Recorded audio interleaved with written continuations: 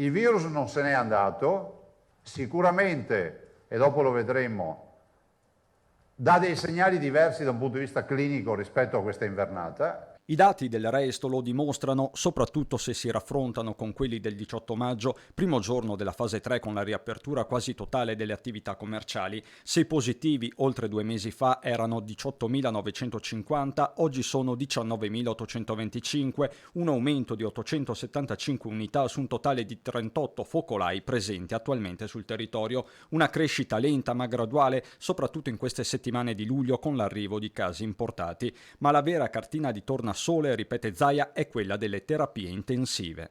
18 maggio erano 22 positivi e 29 negativi, somma 51.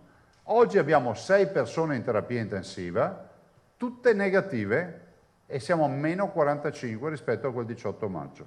La pressione sugli ospedali quindi è limitata, lo stesso virus ha decisamente cambiato target. Il 70% dei positivi asintomatici, sappiamo che l'età si è abbassata del positivo, siamo arrivati a 40 anni, abbiamo scalato di 20 anni.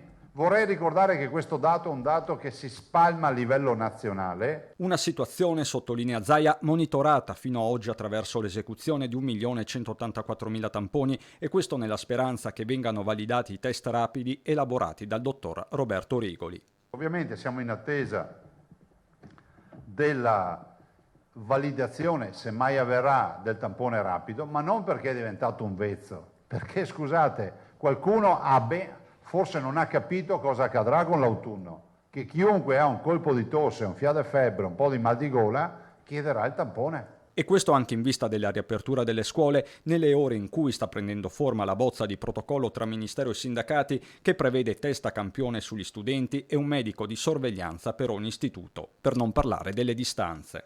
La scuola veramente rischia di essere il vero tema dell'autunno-inverno. Dopodiché ci sono dei temi rispetto alla scuola che sono quelli del distanziamento sociale all'interno delle aule durante la lezione.